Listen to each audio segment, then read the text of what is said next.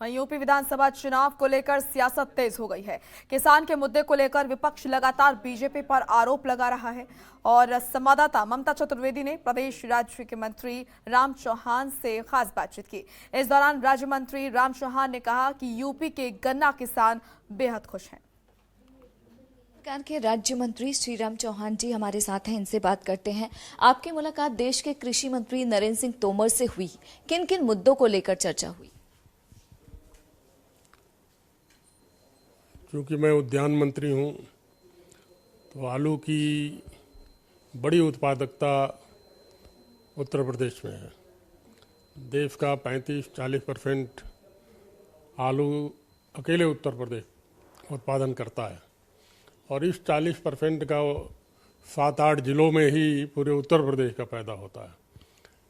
तो आलू किसानों की बहुत दिनों से मांग थी कि पेरू का जो अंतर्राष्ट्रीय आलू शोध केंद्र है वो सिगना एक जगह है, वहाँ पर बने और वहाँ पर बन जाने से अंतर्राष्ट्रीय मानक के आधार पर आलू का उत्पादन होगा। नए नए शोधों से आलू जो तैयार होगा उससे चिप्स वगैरह बनाने लायक और विभिन्न प्रकार के व्यंजनों में प्रयोग करने के लिए उच्च गुणवत्ता पूर्ण आलू पैदा होगा।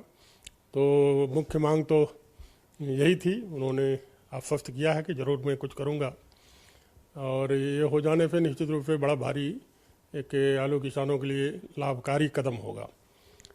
और थोड़ा खाद की भी उन्होंने कहा कि खाद की समस्या का शीघ्र ही निस्तारण करेंगे।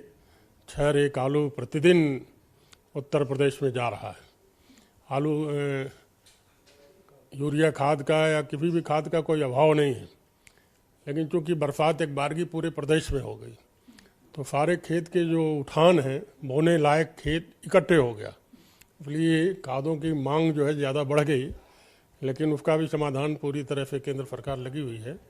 उन्होंने मेरे सामने ही जो उर्वरक मंत्री हैं मांडविया जी से उनसे बात किया। उन्होंने कहा कि किसी भी प्रकार की कोई कमी नहीं होने पाएगी, किसी भी प्रकार की कोई असुविधा नहीं होगी। आखिरी सवाल, बसपा के कुछ विधायक हैं जो समाजवादी पार्टी में चले गए, साथ ही भारतीय जनता पार्टी के विधायक राकेश राठौर भी बीजेपी में चले गए। विधानसभा चुनाव नजदीक है, ऐसे में दल बदल का सिलसिला शुरू हो गया है। क्या आपको लगता है कि आने वाले समय में बीजेपी पर विधानसभा चुनाव में इन तमाम चीजों का असर पड़ेगा? निश्चित रूप से कोई असर नहीं पड़ने वाला। भारतीय जनता पार्टी अपने कार्यों के द्वारा, सरकार की केंद्र और प्रदेश की उपलब्धियों के कारण एक बड़ा भारी लाभार्थी वर्ग तैयार किया है और उसके सुख दुख में पार्टी कार्यकर्ताओं ने इतना काम किया है निचले स्तर पर जा करके, संगठन का भी जो आधार है और निचली जमीनी आधार को तैयार किया है। और इसलिए भारतीय जनता पार्टी अपने बलबूते पर सबल सशक्त होकर के इस चुनाव के मैदान में उतरी है। आने जाने वाले लोग, बिना विचारधारा के जो लोग रहते हैं वो आते रहते हैं, जाते रहते हैं। सिद्धांत विहीन राजनीति करने वाले लोगों का आवागमन चुनाव के समय ज़्यादा बढ़ जाता है। निश्चित रूप से कोई भी प्रभाव भारतीय जनता पार्टी के चुनाव अभियान पर नहीं पड़ेगा। कल ही श्रीमान अमित शाह जी ने सदस्यता अभियान का प्रारंभ किया है और बहुत बड़ी संख्या वहाँ पर कार्यकर्ताओं की सदस्यता को लेकर के रही है।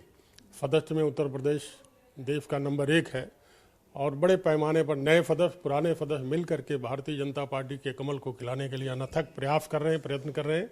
आने वाले चुनाव में निश्चित रूप से भारतीय जनता पार्टी एक बड़ी विजय के रूप में आगे बढ़ रही है। वक्त देने के लिए शुक्रिया। कैमरा पर्सन शेरा सिंह के साथ ममता चतुर्वेदी, जनतंत्र टीवी, दिल्ली। खबरों के निष्पक्ष विश्लेषण के लिए सब्सक्राइब करें Jantantra TV and press the bell icon. Never miss any update.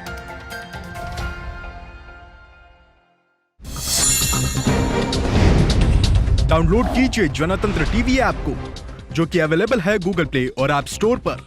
अधिक जानकारी के लिए अभी डाउनलोड करें।